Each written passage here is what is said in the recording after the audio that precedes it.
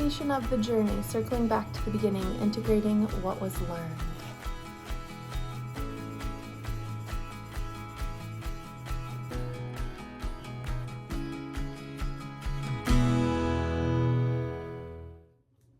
Hello friends, my name is Tiffany. I'm a fat yoga teacher trying to make yoga more accessible to everybody. So today is going to be all about a pose breakdown called triangle. So triangle is like amazing. It's one of my favorite poses, so I'm kind of excited it's like the first of the series.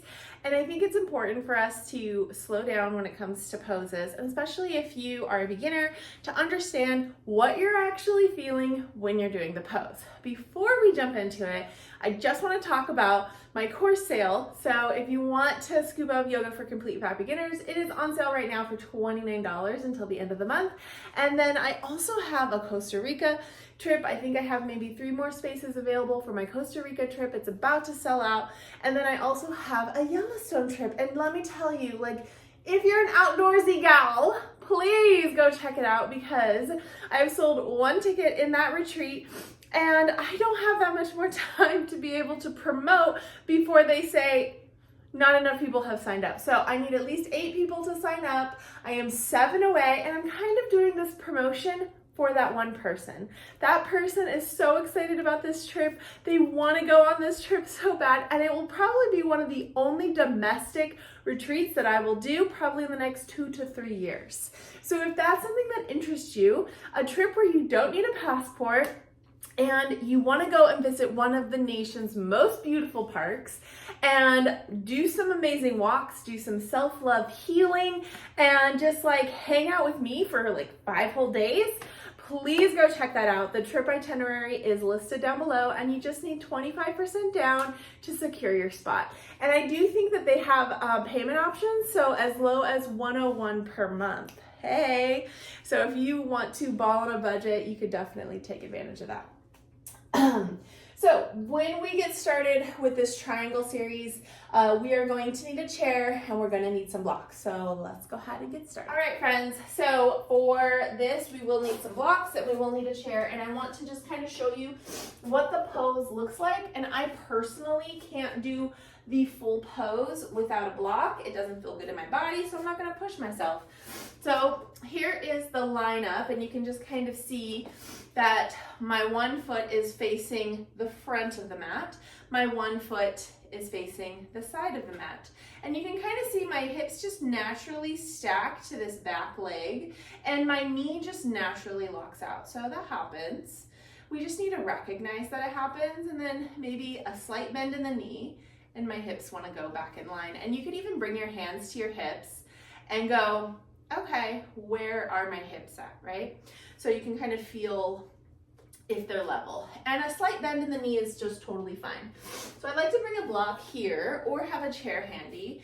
And what we're doing is we are reaching our right arm out towards the leg that's front. So the arm that's pointed to the front of the mat, I'm just gonna say the right. And here's where we do sass that hip. So it's like, okay, now I want to sass. Make sure that knee's not locked out. And as I'm reaching, reach, you come to a point where your shoulder starts coming forward to reach. So once that starts to happen, back up a little and then get in line. So my whole body is like between 2 panes of glass, you know, and then my hand comes down once I'm there. So we're feeling a stretch on my inner thigh. We're feeling a stretch on this outer hip, on the booty, and you're feeling a lot of strength in this front leg and this back leg. And you want to even like lift up your toes and set them down. And maybe your hand comes to your block, and you can kind of see my shoulder wants to come down. So my hips are super tight.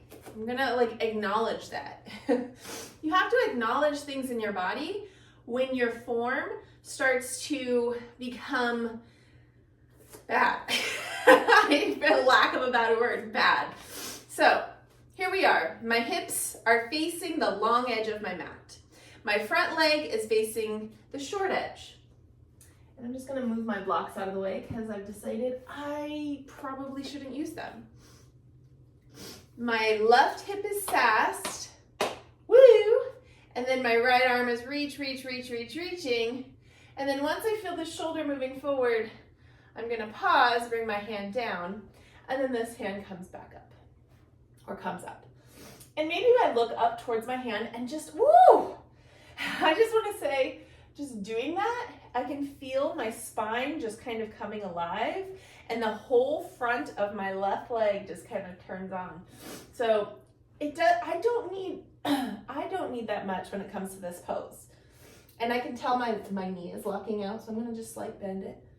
And then I can kind of feel my hip settle in. There it goes. And then maybe I look up at my hand, take a deep breath. And then get my hips back in line. Engage my core, lift up my chest. All right, now bend this front knee a lot.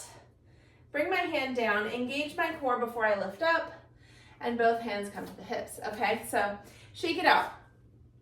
You might be like, okay, I'm not sure if I felt it. And that's where the blocks would come in. So if you're feeling super duper stretchy, you might need the block to really feel it. I did some strength training yesterday and then just went on a long hot girl walk. And so my body is feeling very warmed up, but I'm still super tight from the strength training. And when I strength train, I lift weights, I do squats and lunges and, calisthenics. And so my muscles worked hard and they're feeling super duper tight today, and that's okay. I think acknowledging where your body is at is so important. And I think as beginners, especially fat beginners, our ego wants to be where everybody else is because you don't want any judgment from anybody. And I just want to tell you, you won't ever feel that in my classes. My classes are all about feeling and meeting yourself where you're at, because I don't think it happens enough. All right, so let's set ourselves up for the other side. Lift up your toes, set them down. Front foot is facing the short edge, back foot is facing the long edge. Now, you could take your stance a bit wider even, if that feels good. And then feel the hips and sass the hips. And we want our whole body to just kind of be in line, right? So reach with our left hand, comes down. Right hand comes up. And then what I like about this posture here, this side feels better. I'm feeling it in this thigh right here, this thigh area, this outer hip area. I'm engaging my core. I'm slightly bending this knee here. My chest is open. My right arm is lifted. I could bring it down to my hip. And I'm looking towards the sky. And if that doesn't look good, or doesn't feel good, we're going to look down at our fingers. And I notice that my shoulder is kind of slumping. So if that's happening, push into it, lift up the chest, and open it more. Engage your core. There's a lot of little tiny adjustments that happen in this triangle pose, but you can see my leg makes a triangle shape. And then there's another triangle shape if you connect your hand to your shin. What I like having is stability in the hand, so I can really kind of use that as leverage to open up my chest, engage my core, and really align my hips. You can kind of push into the hand to kind of open everything up more. And when you're ready, we bend the knee a lot. We look down at our hand. Maybe our hand comes to our hip, and then we lift up our chest. And we can just kind of shift the feet together, or you can take a big hop to the other. All right, so let's just kind of rinse and repeat. Inhale, let's circle the arms. Exhale, let's fold. Just kind of stretch out our legs. Inhale, we rise up halfway. Exhale, fold. Inhale, rise up all the way. Exhale, hands to heart center. Let's step our right foot forward, left foot comes back. We find that triangle shape one more time, both sides. Hands comes to the hips. Sass the left hip, reach with the right hand.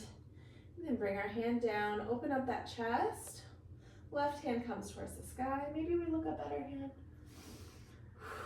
On that next exhale, hand comes down. Bend that front knee, lift up the chest.